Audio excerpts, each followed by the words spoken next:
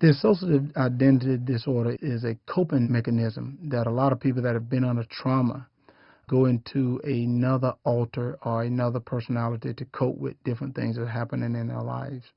So I think a lot of doctors have used the term that most young kids develop it when they're young through trauma. And I differ with them a little bit. I think you can develop dissociative disorder at an older age, at an adult or a teenage stage. The cause may have been when I was a child through being abused in some sense by bullies, being afraid of the dark. I think being a little bit on the shy side in the sense that I didn't like who I was because of being overweight, having a stutter problem. Then I had another really big change for myself is going into college, leaving home, leaving family that I love so much and going into a whole different world. So I think in my life, the trauma for me may have just come from being afraid of people in some sense.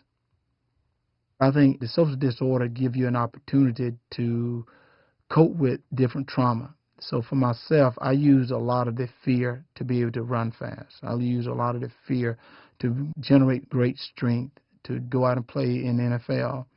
But I think the negative that I associated with this social disorder, I lost my wife. I lost a lot of close friends. I lost a lot of family members, great people. They didn't understand the social disorder, so you lose friends. And at the same time, for myself, the anger that I had that I didn't understand. So that's the negative part of it.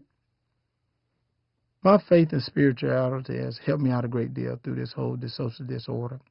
Without that foundation that my parents gave me, I have in knowing the Lord Jesus Christ, knowing who He is, how He sacrificed Himself for me, I don't think I could have done it. And I talk about it in Breaking Free. When I first knew that my life was sort of going, as I say, wacko, I went to a preacher. I went to a preacher because, that's the way I grew up. I went to see if there was something going wrong. He betrayed my trust. And betraying my trust then, I lost confidence in him.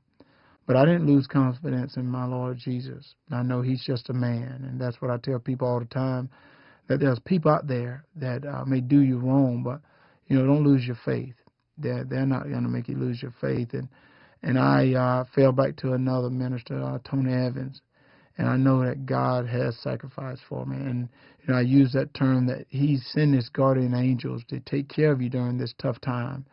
But one thing that you have to always remember that Satan works too. So that playbook that people have of my life, that Jesus have of my life, Satan seen that same playbook. That he knew at the time that there was anger. Herschel had a lot of anger. Even though God was sending His guardian angel, Satan was trying to send that anger to make things a lot more difficult for me. So you have to continue to pray. You have to continue to ask for help. But you can't be afraid to go to a doctor. And I think I was blessed to have a doctor like Jerry Magazi, who I speak about in the book, to go get help. And I think that's the biggest key. And I tell everyone, it's nothing to be ashamed of. I think a lot of people suffer dissociative disorder. And I make light of it. I make light of it because we all have problems. We all struggle. But it is okay to struggle. The problem you have is if you give up.